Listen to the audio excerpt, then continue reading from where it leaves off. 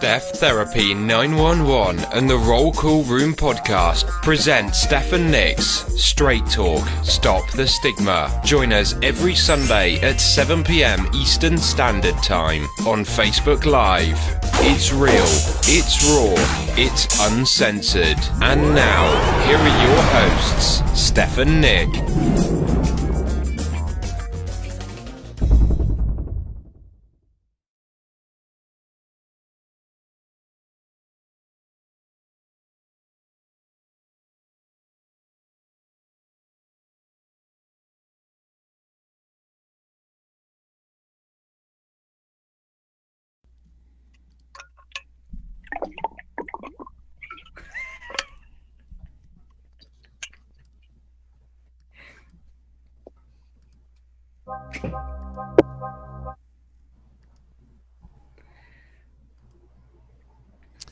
Hello, everyone, and welcome to episode number 5 of Straight Talk, Stop the Stigma with Steph and Nick.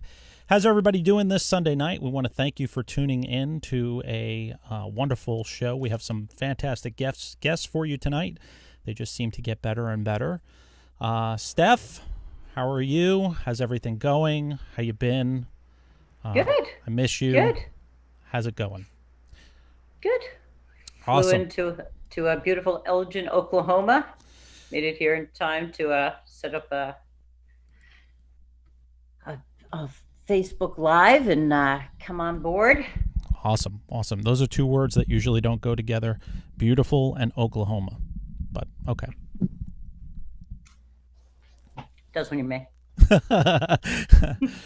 We do have somebody that will be joining us soon. We're working out some technical difficulties. That's why we're a couple minutes short of late coming on. We want to thank everybody again for tuning in on this beautiful Sunday. Steph, I turn it over to you to welcome our guests and give intros. Okay. I'm going to, it's always been a question.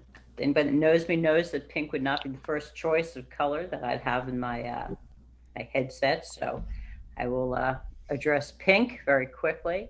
So my first patient, which most people know, was a 64-year-old man that was mandated to me. That was the nastiest man I had ever met in my life. And the story goes on. I found out pretty early. So he was mandated for an entire year. So that was going to be miserable for both of us. And few months into it, he had told me that 24 years before in his career, he was on the job for 6 months, he had been involved in a shooting. And he ended up going to his best bud's house after work, poured him his first drink, and game on from there on in, and kind of series of events. So by the time he got to me, he was pretty seasoned in being angry. And his best buddy was in the hospital, and said to him, "You're going to go see him?" He said, "No." She wasn't like him. I said, "Why not?" He said, "Because I can't do anything for him." And I said, "If He told you he was scared and he needed you to be there. He finished my sentence. He said, I'd stand there until I dropped. And then I realized he was the wizard, that behind that curtain was just a gentle old man that would truly give you the shirt off the back. Then I started thinking about cops and realized what's the only thing at the end of the day they want to do: go home. Dorothy, most loyal canine, Toto, never left her side. And that cops don't know if they have the courage, the brains, or the heart to do what's going to be asked of them. Hence, how the Wizard of Oz was born. And somehow or another, I ended up as Glinda. It is my job to watch over them. So hence, how I got the pink headsets. And tonight is really a perfect night to talk about that story, because I get to spend really countless hours in my office dealing with people that my perception, though I have learned the cost of the perception, with people who not only I admire and like very much, but to me are heroes. And yet, to every one of them, the day that an incident occurred that was quote unquote the heroic event really was just officers that were able to do their job that day. And then I truly learned the price of being a hero, the one that very few people, including many officers, that really understand what that cost is about. So today is just an incredible honor for me, truly incredible honor. And we're doing something that we haven't done on the show, because as I was talking to both Kevin McGill, who I'll be introducing, and Jimmy McGrath, who will be coming on, that I realized that really kind of doing this show, that I was doing a half service, because the true impact of a critical incident isn't necessarily on the officer. As a matter of fact, many times the officers would not choose to seek counseling unless their spouses addressed the changes that they saw in them. And the truth is that every officer that is on the job knows that they have to retire at some point in time. There's a maximum age in the field, and that they want to retire with an intact family with the least amount of carnage. And that's my job.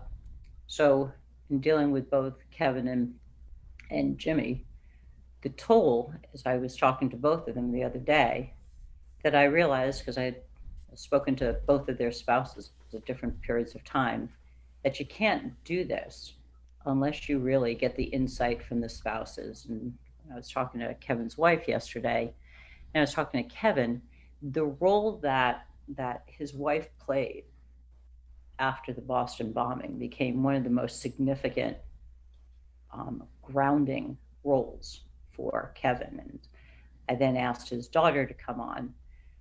As you will find out as we get into it, that Catherine was running that day. She played a significant role in Kevin's reaction to the bombing. And that Catherine has since then gone on, and she is a police officer herself. And kind of the impact that the bombing had on her, and not only her going into the field, her as far as running the Boston Marathon again, and her relationship with her dad, and kind of the changes that went on. And the same thing with Jimmy, and dealing with Joanne, and kind of how Jimmy, what had changed for him, and probably the most significant event. Jimmy had been involved in a shooting in August of 2000, and actually 2000, and so within inside of 9 months, September 11th hit. So in dealing with a near fatal shooting, him going back onto the job, and then and the changes that took place. And Jimmy had a unique role after 9/11, though he was certainly in the bucket brigade, but he was on 4 truck for the ESU unit, that he was then assigned to 3 of his close friends' wives. So that day, as of September 11th, 2001, Jimmy became married to 4 women. His wife he walked down the aisle with, and 3 widows. So kind of the toll that these events take, and So often we hear other officers talking about, being a hero, being, tried and true or what have you. And as you'll hear from Kevin, Kevin was one of the 3 officers that day, and he'll make it pretty clear, that ended up on the cover of Sports Illustrated, though it certainly is, he's proud of what he did that day, that if he could have been the last man standing in any photo shoot, he would have been. That would have never been the role that he played. And truly the burden that comes along with being one of the faces of a critical incident. When we saw Oklahoma City, and we saw the firefighter carrying that baby out on Newsweek, they're just, those images stay in the public's eye. And then we assign, as the public, because I'm the public, I'm not a sworn officer, then we assign a value to it. But what we don't understand is what happens. And it's kind of what we're here to talk about, is those effects, and kind of the road to hell is truly paved by good intentions. I've unfortunately, or fortunately in some ways, as you'll understand as I complete the sentence, been involved with quite a few widows. And although every department feels, and it is truly an honor to have streets renamed for the fallen officer, I will tell you that for the officer's family, that can be a brutal, brutal reminder that sometimes they will avoid the streets with the names, the constant fundraisers, and how do you politely say no, because you're constantly picking at a scab, that there just seems to be no end to it. So those are kind of some of the things that people really don't talk about, and particularly those that have been involved in the incident, because it makes them look, ungrateful. It makes them look, we kind of blame the victims. We don't understand truly the psychological toll that all of this takes. So anyway, that's kind of the overview for what we're going to be doing today. So I'm going to excuse us if we run a little bit longer today. I think it's an important subject. I think it is a untapped subject. It is normally something that people don't think about, and I'm very blessed to be able to work the career I do and be able to gain the insight and hopefully help others to make it easier to navigate. Because I think cops are wondering, am I a bad person?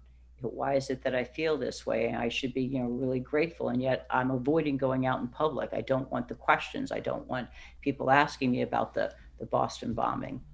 And the Boston bombing is a really unique scenario because it happened on Patriots' Day. So in 2013, Patriots' Day was April 15th. It is rare that Patriots' Day is going to be April 15th.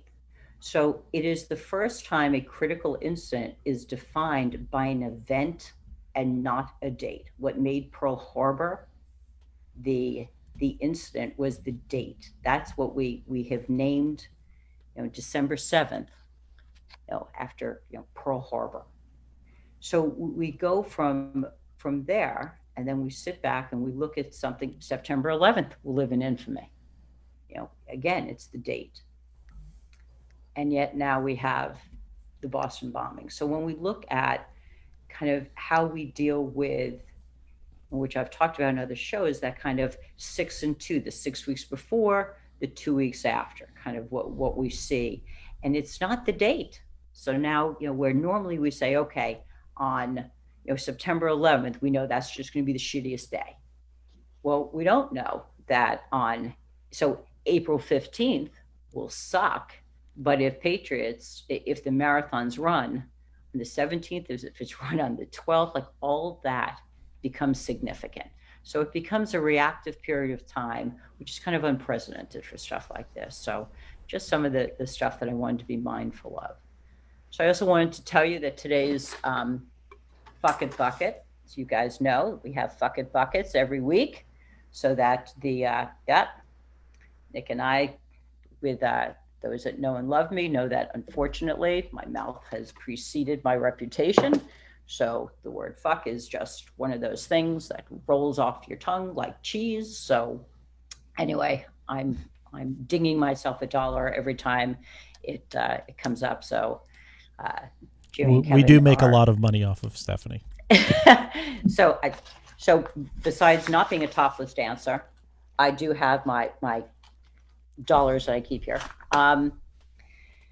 That they generously have asked that Copline be the recipient of the fucking bucket money. So Kevin McGill is 62 years old. He is amazingly enough, a matter of fact, both of our officers have been married to one individual, unique, truly. He and Karen have been married for 35 years. They have 3 daughters, Kristen, Catherine, who's joining us, and Kelsey. He currently is a private investigator for McGill Investigations. He retired from the Boston Police Department on July 6th of 2018 after 36 years with them, from November the 3rd, 1982 until July 6th of 2018. He was a patrolman assigned to the 1st District, which is Downtown Government Center, from 1983 to 1988, Drug Control Unit from 1988 to 1995. He was rated detective in 1989 while assigned to the DCU. Major Crimes Unit from 1995 to 2002. Licensed Premise Unit from 2002 to 2009, District 4, South End, Back Bay, Fenway, from 2009 until 2018. He's also worked as a resident security agent for Major League Baseball from 2001 and 2014, and that also becomes significant as they chose to honor and acknowledge the Boston bombing, and Kevin became the recipient for all first responders for an award that was given to them. Jimmy McGrath, who you guys can be seeing pretty soon, he is 53 years old, and he's been married to his wife Joanna for 29 years. They have 2 daughters, Sarah, who's 20, and Maya, who's 15. He joined the NYPD at 20 years old. In 1987, he was assigned to the 20th Precinct in Manhattan. In 1988, he was transferred to the Emergency Services Unit. In 1992, he worked in Trunk 4 in the Bronx until being retired on disability on May 30th of 2002 due to an injury sustained from the shooting on August 12th of 2000. In the process of moving currently to Georgia with his family.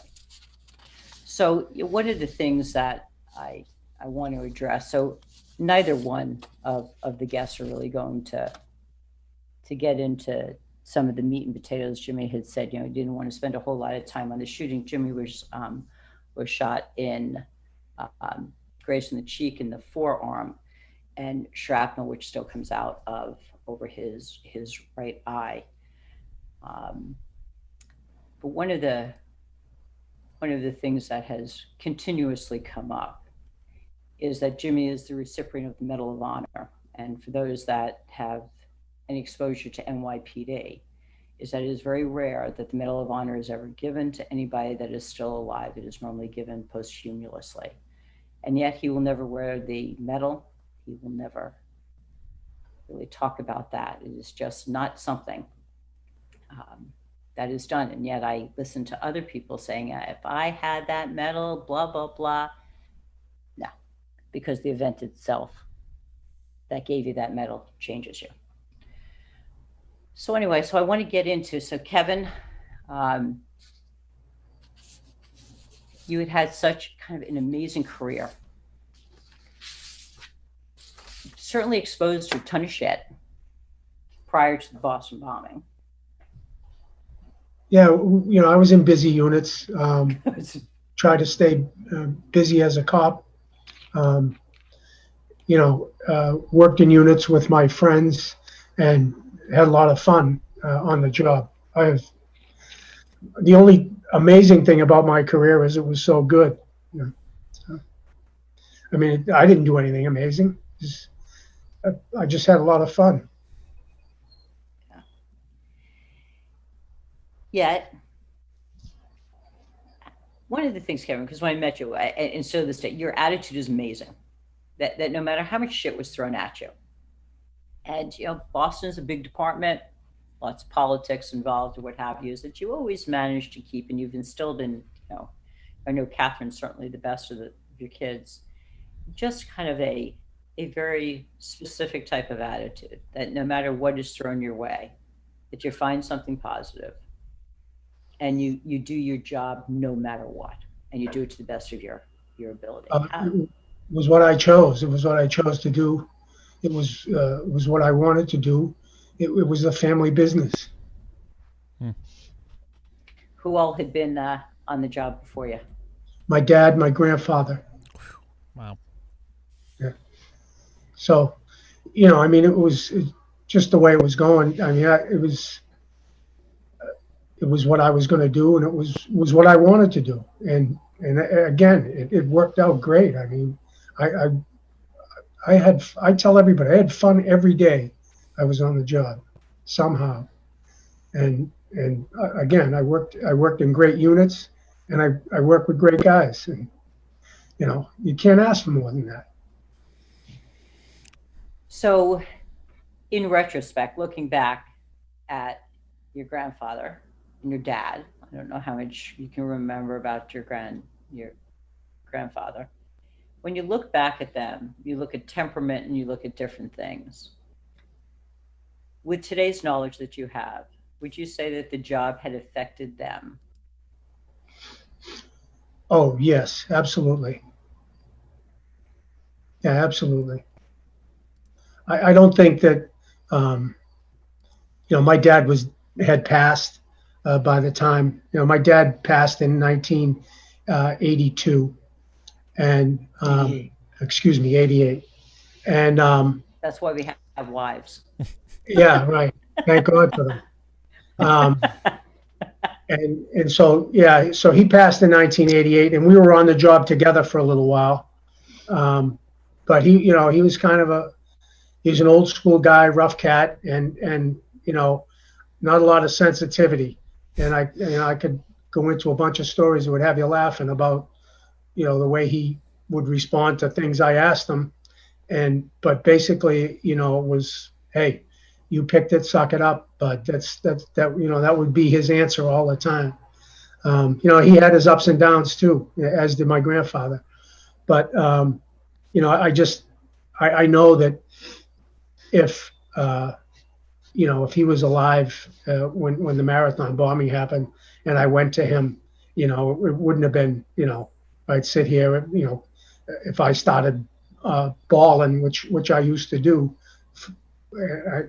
for no reason, he just would have looked at me like, well, suck it up, bud. That's life. That's the way it goes. Like, it's the job you picked, and sometimes, sometimes chicken, sometimes feathers. You know what I mean? It's not always going to be good. So, I think that, look, he was a good guy, but he just, he was an old school guy, and it was, take your lumps, get up, dust yourself off, and keep moving, which is what I've always tried to do. But after, there was, as Stephanie, nobody knows as well as you and Karen, that there was just something going on I couldn't handle.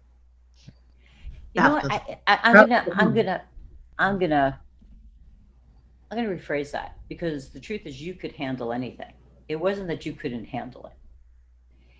It's that for a reason at the time that you couldn't understand, you were more reactive after this event.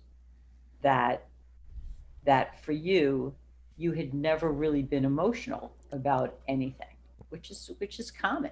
That there's normally an event that an officer is exposed to that kind of opens up the floodgates. And yet that event, because now sitting, would be at the bottom of my screen, I have no idea what the lay of the land is for anybody else. Yeah, is now the fourth generation McGill. And yet, Kevin, it stopped that cold suck it up stopped with you? Yeah, well, it hasn't completely stopped. I mean, Catherine, has it, because Catherine has called me at different times, and every once in a while I revert back to being like my father, and I say, Catherine, look, it's what we chose. It's the job we chose. You just got to, take the hits, keep punching and get up and keep moving. But it just isn't that simplistic, unfortunately, So. But you now realize that it's not that simplistic. No, and I'm going to say that when it's been a situation where you knew that she was going to be reactive and appropriately so, you've also done a wonderful job being able to encourage her to talk about it. Well, I'm glad that, we have that open line of communication and that she can call me. Because, again, I probably, I saw some stuff on the job, while my dad was still active. And, I wouldn't, we'd talk about it, but I wouldn't say if something bothered me or it didn't bother me, because it wasn't going to go anywhere. It wasn't, and I know what I was going to get for an answer. But I like to think that, that my friends will laugh at this, whoever's watching, but that I'm more open-minded than my dad was. And,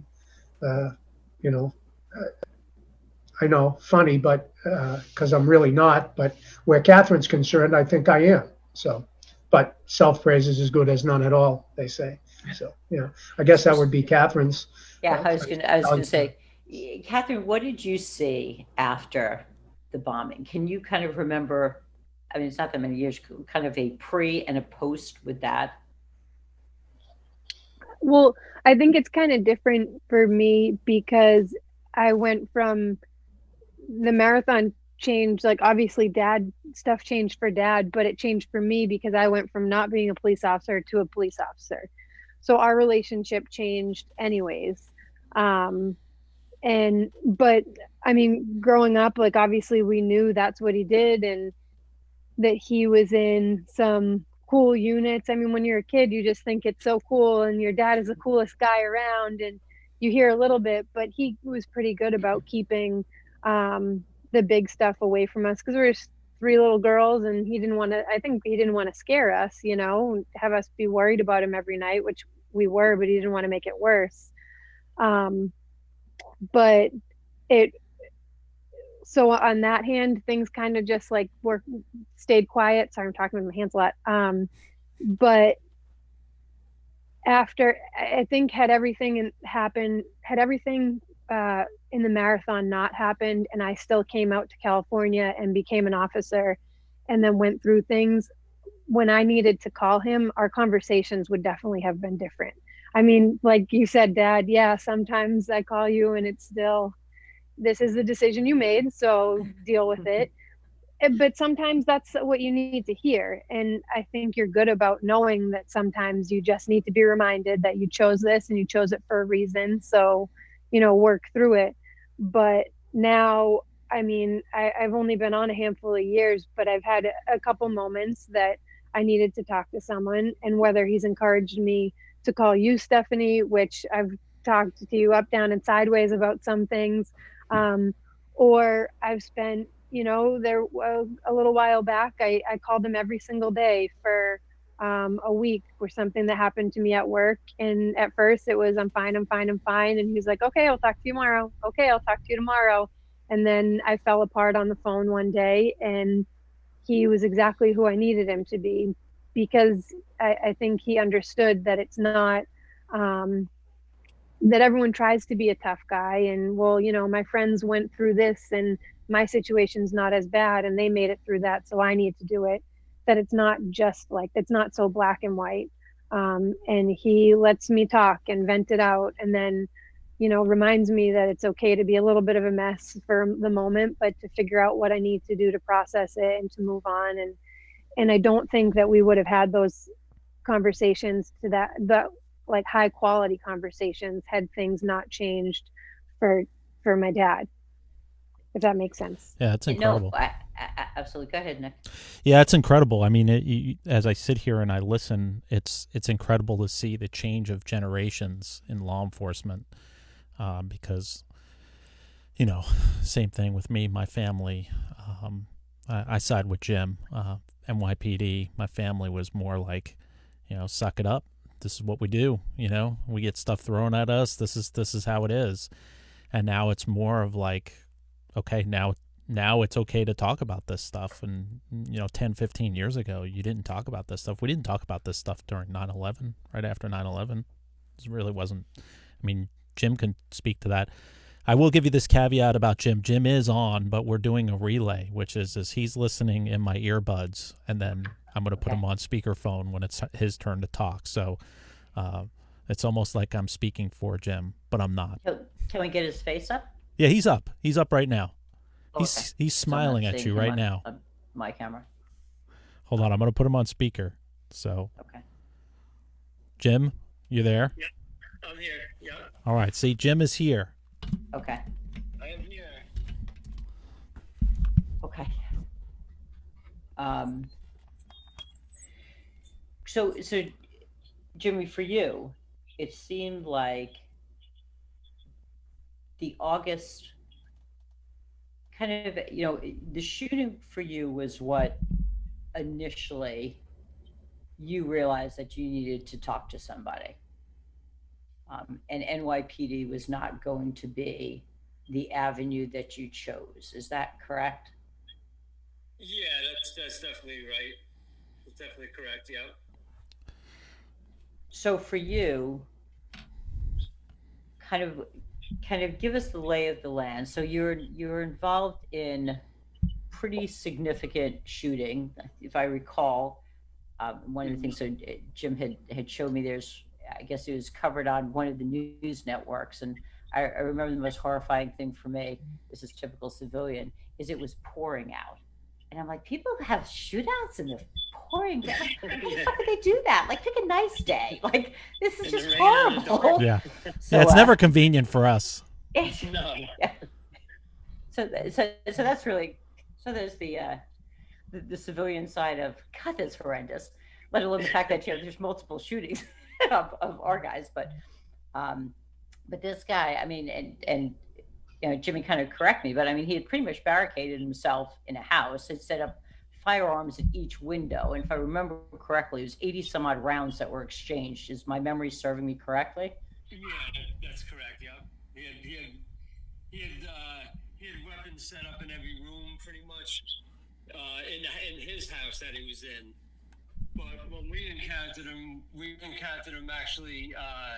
He was able to get out of the house that he was in and ended up going into one of the neighbor's house in the backyard and basically sat there. So we actually encountered him on a secondary search. Yeah. And, I remember you telling me the story. So I believe, were you the number 2 guy, Jimmy, in? No, I would have been the third going through the door. Third one in. So first one in was immediately fired upon because you guys were silhouetted. Is that correct? Yeah, because it was about 8 o'clock at night at that point. So all the houses in the neighborhood, so there was literally no lights or anything on. And you could probably see us as a silhouette coming through the door. We had found an unlocked door. In the neighborhood, on the street behind his house, actually, and that's basically where he was. He was kind of just hiding out he was hiding out for about 8 hours, sitting in there. Pretty much waited till we started getting in the apartment and going down the hallway, and that's when he basically opened up with a shotgun.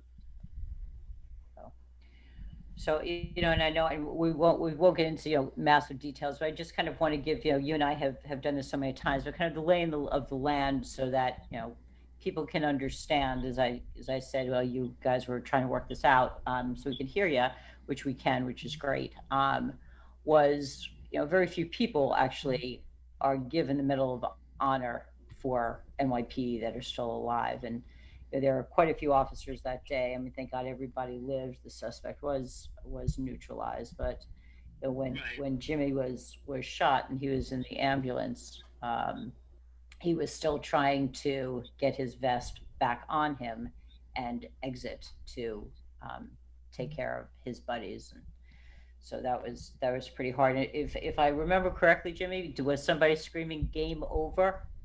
Yes, that was one of a sergeant that worked with me in Fort Truck, and then he ended up going to the bomb squad. But he ended up in the ambulance somehow with me that night, and he was pretty much he's saying, "No, the game is over for you. These guys, everybody else did it. Those guys got it. They got it." So it was kind of hard to just be in the ambulance and then hearing all the gunfire going off, and not going back out or something. It's kind of hard to digest. So one of the things that Jimmy knows we're going to walk him right into, and this is one of the reasons why I wanted spouses on, is because Jimmy's his own worst enemy. So what would be the number one thing that you might want to do if you've been involved in a shooting and you have a spouse at home? Probably give them a call. Okay. Now, by the way, Circle gets the square on that one. However, unfortunately, he got a strike that day, way back in August, of 2000. So his beautiful bride, I believe, and Joanne, you can pipe up on this one. I believe, did you get a call from like another officer's wife or something? How did this beauty go down? It was actually my brother's wife. Yeah. So my sister-in-law called me and said, Jimmy's okay. So when she said Jimmy's okay, I'm like, Jimmy's not okay. And she proceeded to tell me what was going on. And then I needed to find out what was going on for myself. So I called. Fort Truck. I called and gave somebody, They honestly didn't know what was going on at the time. But I was giving them a rash of hell.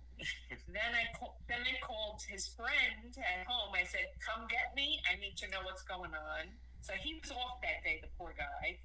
I made him take me down to the Fort Truck. to the Bronx. We get in a cop car, and we end up going to Brooklyn to the hospital. And then I see Jimmy there, bandaged up, and Rudy Giuliani walking around and loading people, and like, okay, now I know he's okay. Okay. So about how long was that time period between your sister-in-law's reassuring words and the time that you actually saw your husband? How much time elapsed? I'm sorry. Yes. It was probably... Well, I had to call my parents to come over to watch Sarah, who was 10 months old. I'm going to say by the time a couple hours, maybe an hour and a half, 2 hours. Yeah, it was like the ass end of Brooklyn, and we were all upstate. Well, we lived upstate, but even for me working there, like for me getting there from the Bronx, and when we got out there, it took us an hour to get out there. So lesson learned. So now towers come down on September 11th. You're on the 4 to 12 shift. You see what's going on and you head down there. Do you remember to call your wife to tell her that things are going okay for you? Well, no, I don't think actually. I don't remember. No, There was no service. Yeah, there was no self-service then. You couldn't make a call no matter where you went. It was impossible actually. Until I got back up to the Bronx later on that night. But there was no way to get in touch. That everything was down. I think Stephanie wants to ask, had there have been cell service, would you have called this time? Oh yeah. Okay. See, we learn. I mean, we learn. I mean, it takes us some time, but we learn. I mean, we could be taught. We could be taught. That's true. I was bragging, Jimmy, before you got on that you and Kevin actually are in your initial marriages. I mean, how proud I am of that. Exactly. I know in my case it says more about Karen than me. Okay. So I don't know how now, she put up with it. no. So now I'm gonna flip back to Karen, because so now the marathon happens.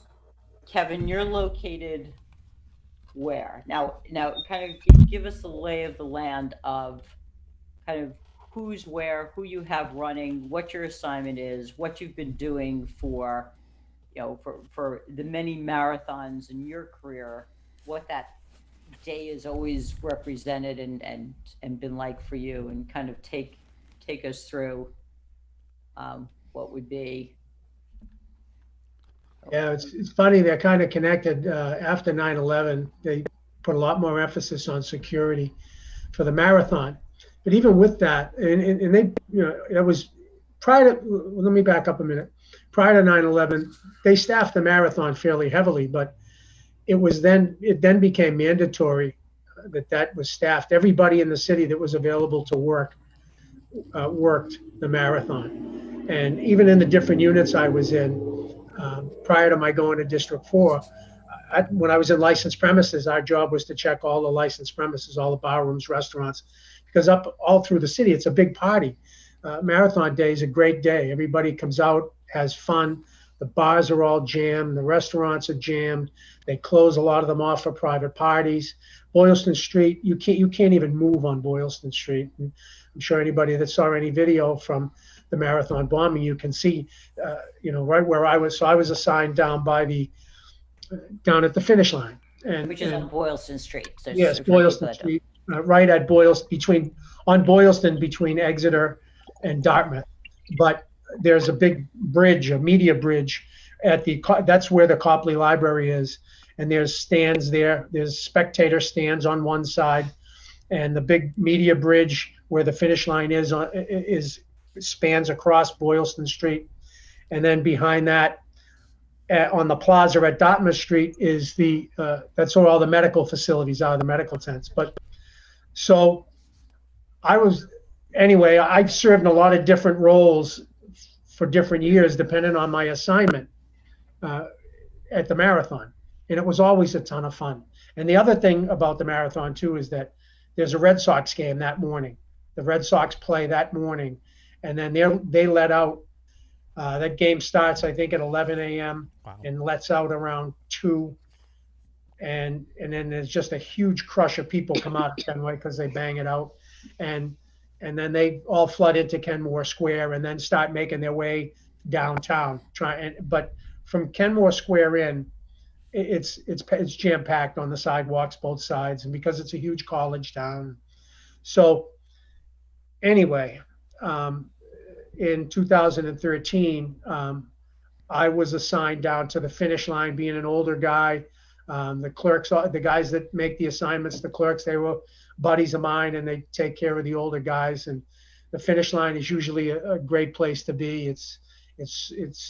They need some guys who have a little bit more time on the job down there because the stands are there. You need to get people in and out. Not everybody has a pass to get in and out, and sometimes it's hard. So you gotta be able to finesse people in and out of the stands and things like that. And that's one thing. And the other thing is it's a great place to be. So they take care of the older guys with time on the job, because you can get in off the street for a little while. You're there from roll calls at 6 a.m. and you don't get off the street really. You don't get relieved until 6 p.m. So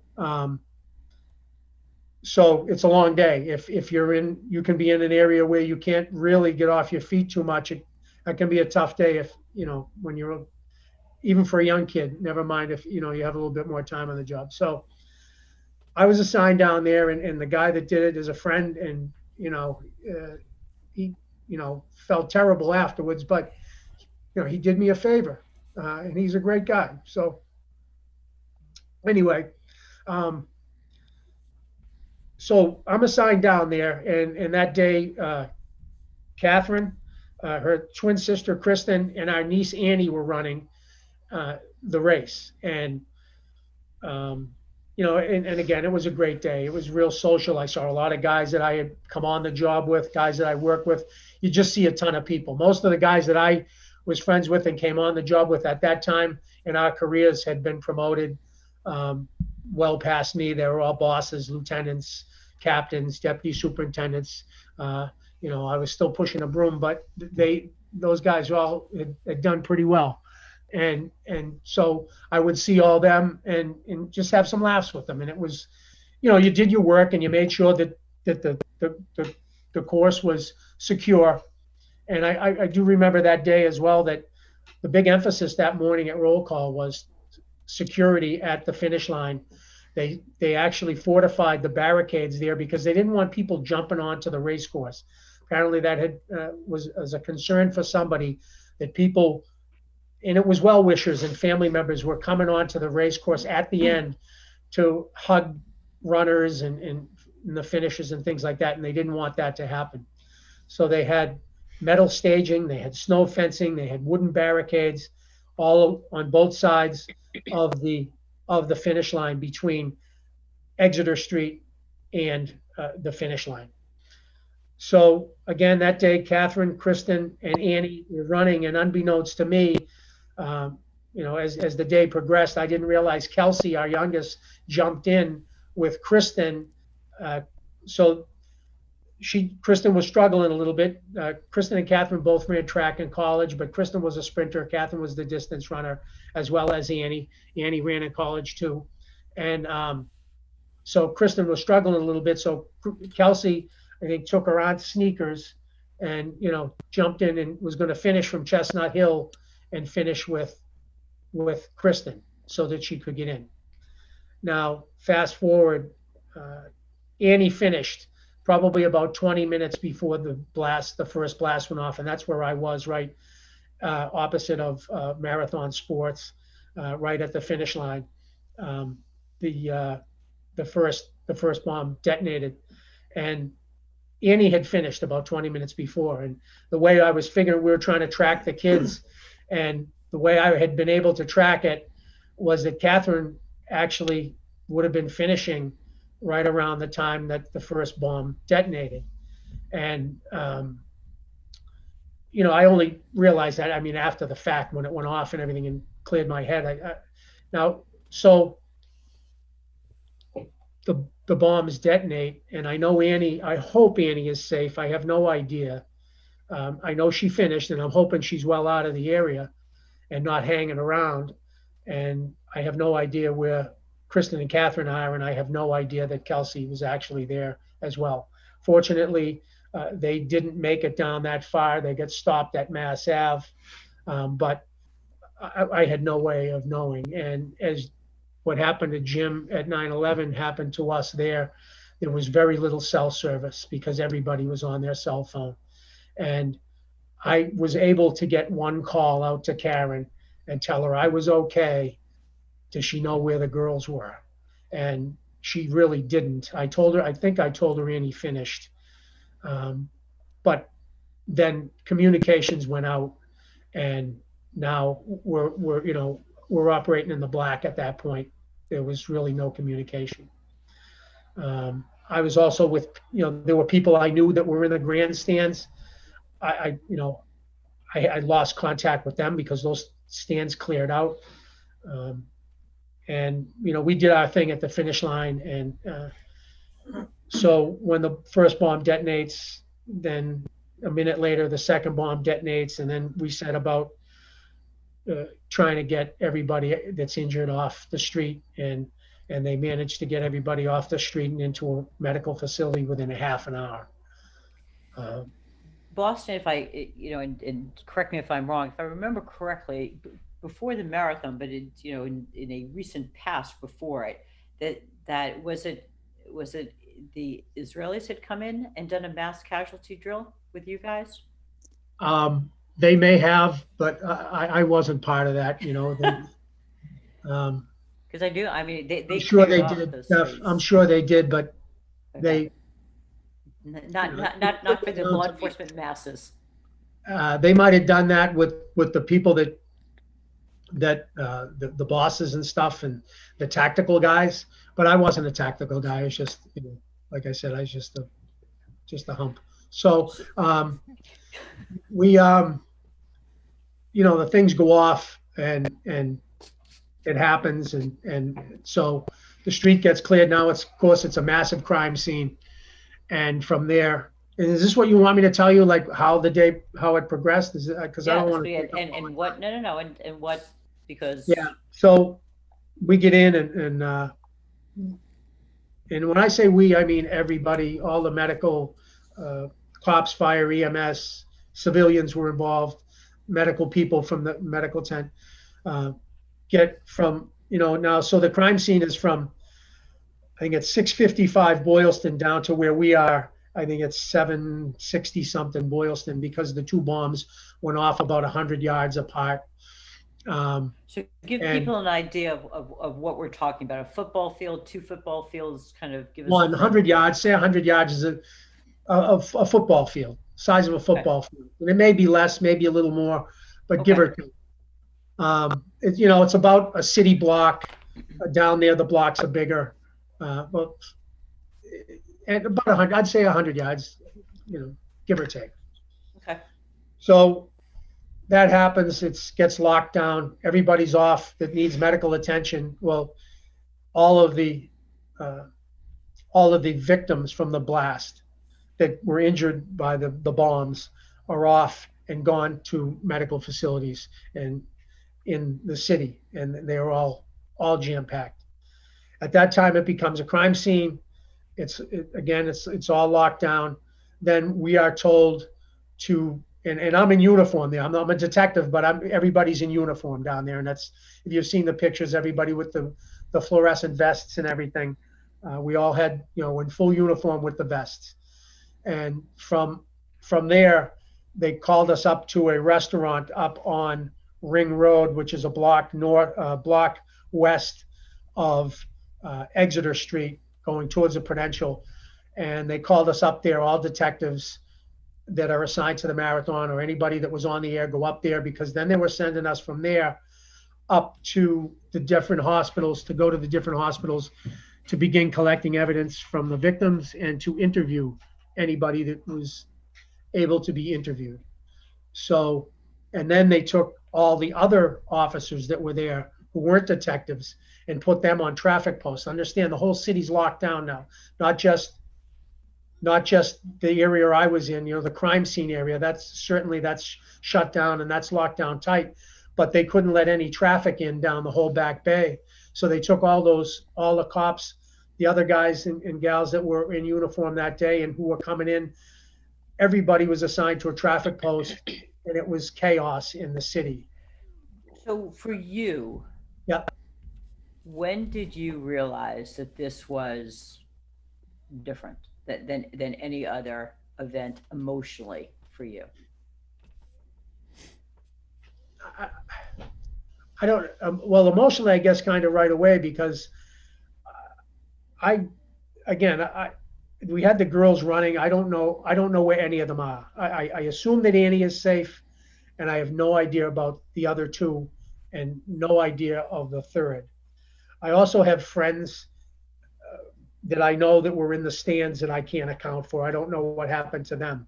I didn't put them there. They were there on their own to see a family member run, but I knew them. I saw them coming in. We talked. They were in the stands when that happened. So it's fair to say, I was working with as a partner. I couldn't find him for over an hour.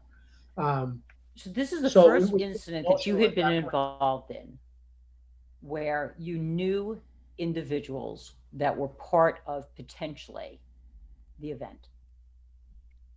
Every other event. First one? Yep. So this is the first time in your career that you are involved in a critical incident where you would know some of the individuals potentially involved in the event. Well, know them as far as they were related to me or they were family friends. Yes. Yeah. Anything else that happened, it would have been other guys that I worked with, other cops and, victims, witnesses and stuff, people I didn't know, but it was the first time that that anybody that and that related really to me potentially been involved. So one of the things, when I was talking to Karen yesterday that came up was, so Kevin doesn't know kind of where everybody is. Karen's, now is able to figure out what the kids are, where they are. And what she's able to astutely do, and this is really the role of a law enforcement officer's spouse or loved one, is to figure out what your loved one who wears that uniform needs and figure out how to take care of it. And Karen, what decision did you make that day? So I once the girls were safe and I knew, I had gotten them and they were at a gathering with all family, friends, and they were safe. I needed to see him. So much like, I think your name's Joanne, right? I think much like Jim's wife, much like Jim's wife who she needed to see him. I needed to see Kevin. So I he was at Boston Medical Center interviewing witnesses and victims and whatever. And somehow, they weren't going to let me in, but somehow I managed to get myself in there. And I found a friend, a police officer friend, and he went back and got Kevin. And before I hugged him, I took a picture. I thought it was very important for his mother to see that he was okay, because she had left me a voicemail and I couldn't call her back because the cell phone service went down. I did manage to get a Facebook message through Facebook somehow to my sister-in-law that, yep, he's okay, but I haven't seen him. So anyway, when I saw him and I took the picture, that made me feel good. It made him feel good that his mother, knew he was okay. And then I sent the pictures to the girls. He was like a rock until he came home that night. He was pretty emotional. And then he was really quiet, really, really quiet for quite a few days. And I think soon thereafter, he got in touch with you, Stephanie. And I think Brian got in touch with me. I'm sorry. I think that's when Brian wanted to talk to you. And I could see a difference then. And one of the proudest moments that came out of this, when he told me at roll call, he stood up and said to all the younger kids that happened to be there, there's no shame in talking about this. There is no shame in finding an outlet and finding someone to help you work through this. And that was one of my proudest moments. So we let him do his thing, and it took him a while to talk about it. And when he did, we let him go on his own timeline. I will say that the picture was an axe, like an albatross around his neck. He hated the picture. He hated the notoriety it brought him, and he had a lot of survivor's guilt. But because I think he put his pride aside and spoke to somebody, Stephanie, he was able to really come out much better on the other side. And I think that is why he can help Catherine so much. So I know for did that answer me, your question? Yeah, absolutely. That's really one of my greatest honors. What, Kev? Jim's wife left. I say, I hope we're not boring her. She's been through this already. She just ran back. I'm kidding. I'm only kidding. It's just, one of my greatest honors was to be asked to come up and head up the peer support unit after the bombing, and to be able to make a difference. And one of the things that you guys probably don't know is, so Jimmy, so 9/11 hits, you go down to the pile, you end up, there's this scene that kind of we've talked about where, you're at a bar, you're covered in soot and shit, and you're looking at the TV, and there's, one of the supervisors dressed in white with his shoes all shined up, and he's talking about how horrible the ground zero is. And I remember your comment was, I don't know where the fuck you are, because you're certainly not down here. So, so So kind of, and what happens, because you have a really unusual position after that, and Joanne, how you handled it is your husband became married to three other women that day. And Jimmy, we've talked about, which few people know, is sometimes you went to two funerals for the same officer because they Right. buried them without knowing where they were. And then if they found a jawbone or whatever, then there is a second funeral that occurred, and kind of this never being done, and the toll that takes on you, the families, themselves of the officers, and kind of your your decision. I know that you had tried to seek help after the shooting, and then after 9/11, and kind of where your healing took place, which is kind of an interesting tie-in, which Kevin probably doesn't know. So I'm gonna just ask you guys to kind of talk about that before we move on. Which one? I'm sorry, Steph, I didn't. Go ahead. So if you want to kind of, so 9/11 hits, and you end up kind of, how do you end up assigned to the three wives, and what's your role been, and kind of how Joanne has handled it, and how you sought help. Well, basically, how I ended up getting assigned to one of my boss's wives. We somehow that night ended up back at Fort Truck later on that evening on the 11th, and I know the family members, they kept calling, looking for their loved ones or whatever. And at some point, they wanted to now bring these people, the family members, down to 1 PP.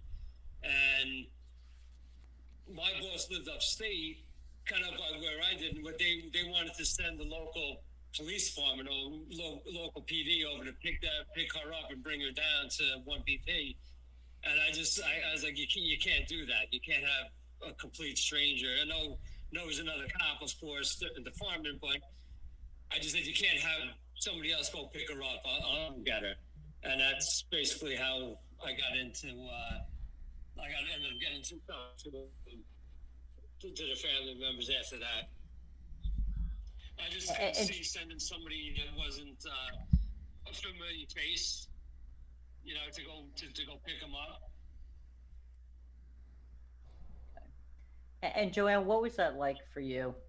Kind of, your husband was rarely home at that point. Right. Sarah was little. Sarah was, turning 2 then, starting preschool, and then Jimmy was rarely home again. He was with his other family, or families, but I knew that's what he needed to do. That's part of the job. And did I resent it? I did. That's awful. And they had no one at this point. Their spouse was gone, and yet I was angry. But how do you explain that? She was just in that same situation. When you think about it, from my shooting, she was in the exact situation 10 months earlier. Right. Basically taking the seat, having somebody else driving you down there, not knowing what's going on. So she kind of she went through it twice almost. But you're it's a difference.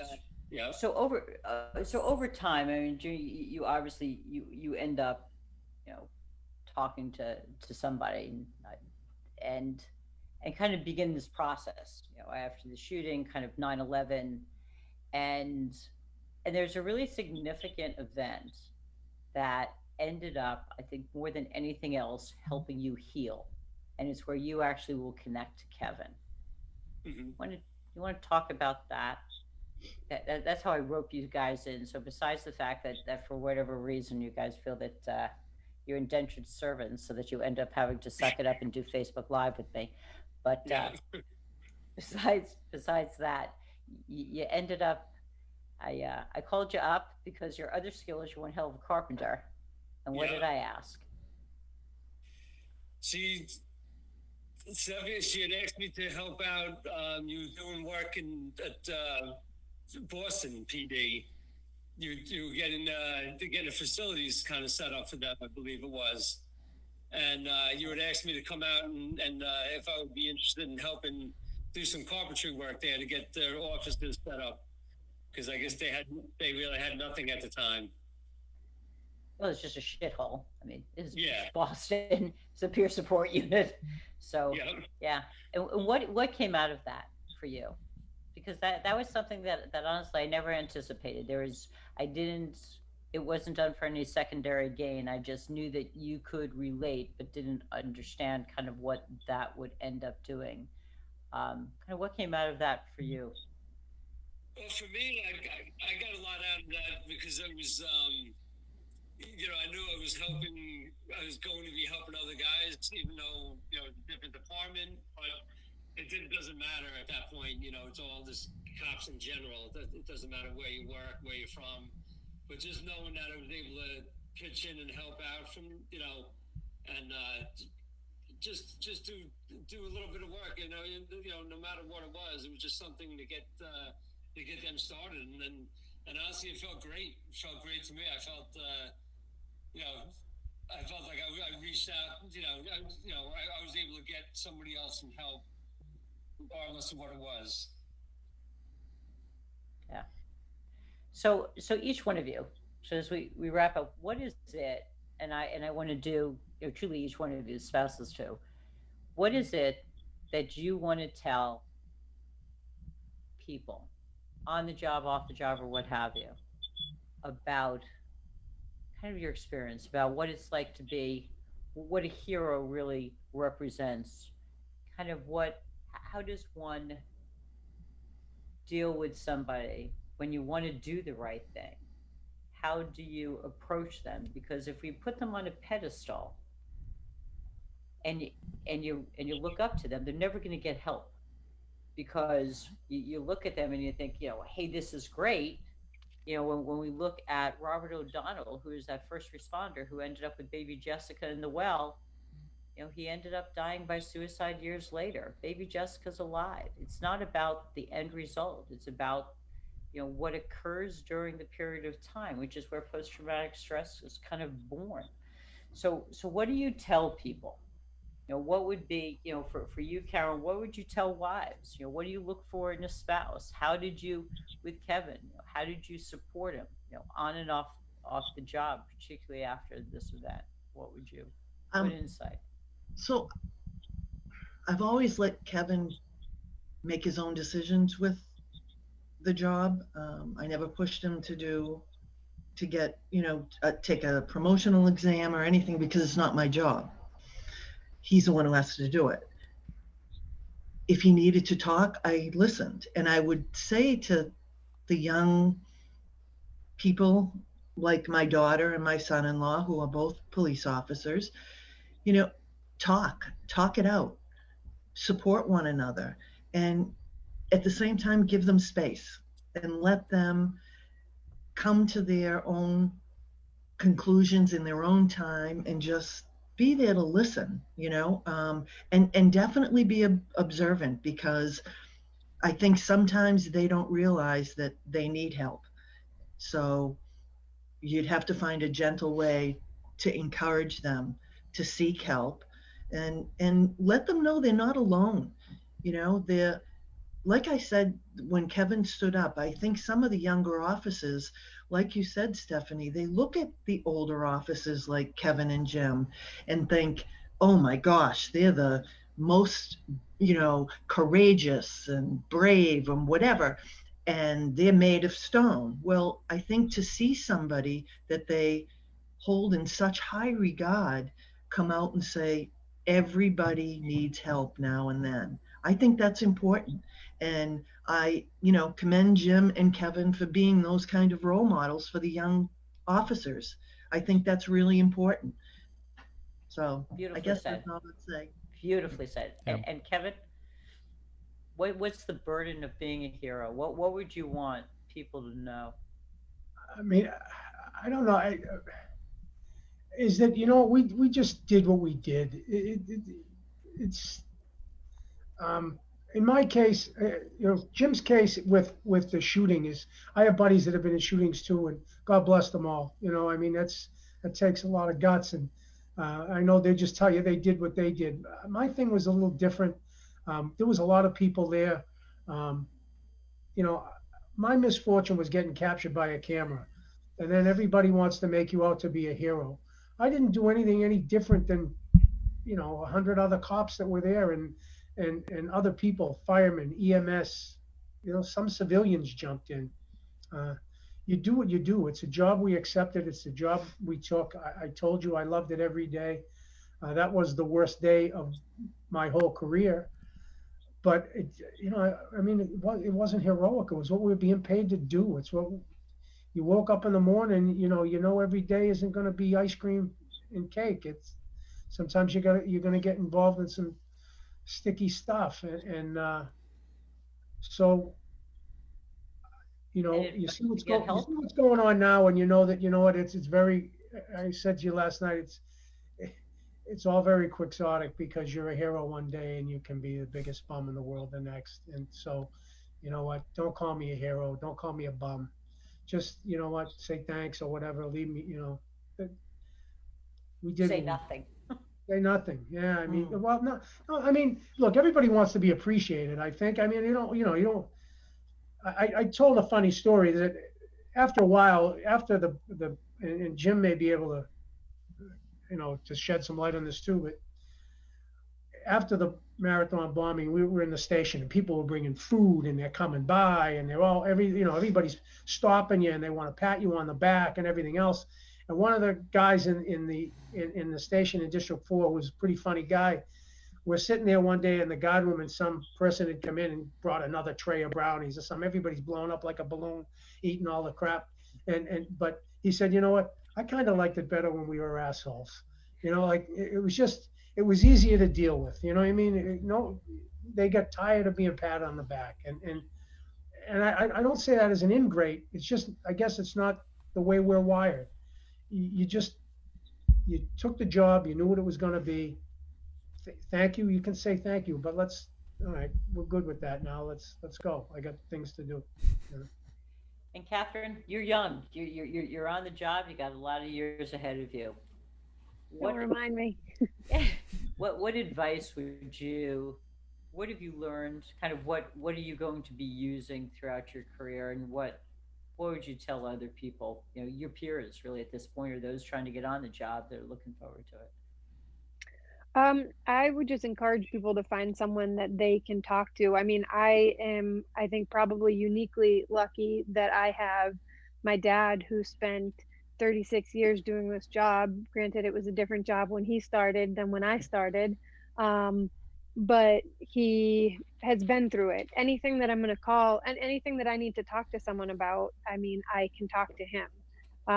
Because he has probably experienced it in some capacity or has been around it. And then on the other hand, I have my husband, who has the same amount of time on as me, and we experience things together pretty much in real time. So I'm very lucky that I have two people that I know, love, and trust, that I can just unload to. I've found people that I'm comfortable doing that to. And if that's not enough, then I have used our wellness services through my department, because sometimes you need a third party. You need somebody that isn't someone that knows you inside and out to just kind of look at things a little more objectively and tell you, this is what's going on, or this is something that might help you. So for people with, a lot of years left, like I still have, I would encourage them to find those people. I mean, my twin sister, I can call on maybe not everything that I go through, but I can call her on a lot of things. And even if it's just, I went to this gory scene, let me give you these details, because we used to watch all Rescue 911 when we were little. I know she can handle it.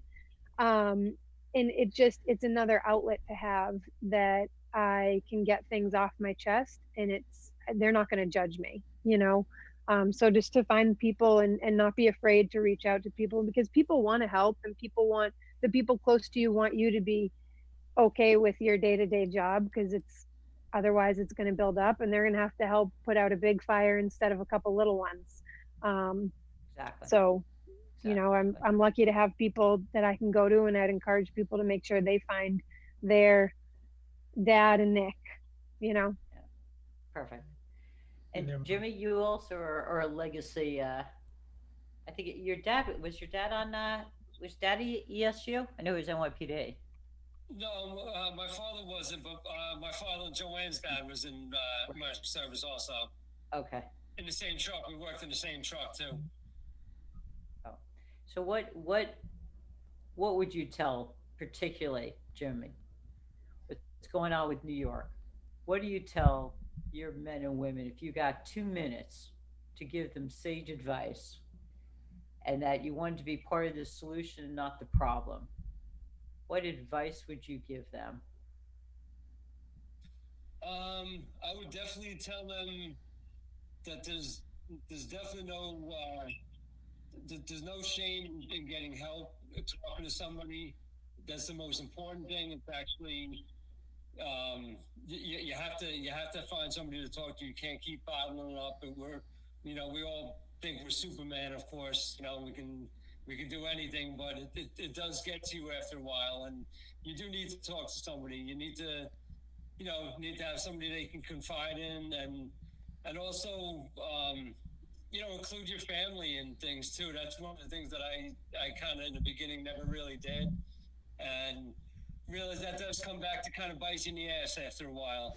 You really got to, you don't have to go into every little detail, of course, but when you come home from work and you're super stressed about something, you might want to fill in your loved ones a little bit, because when you don't, they don't know what's going on. You don't want to always take work home with you. That's the thing, of course, but you have to be able to talk to people, and especially talk to your family too. That I would highly recommend.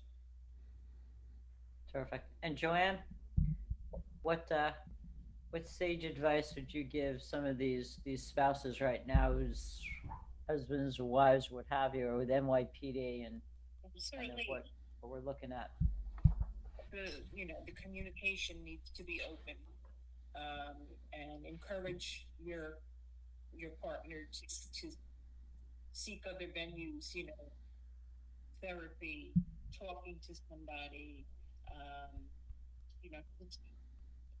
You need to talk about it. You always need to talk about it, no matter what it is, something big, something small. Like Jimmy said, not all the details. They don't always need to know the gore and, the horrible parts of it, but communication needs to be there.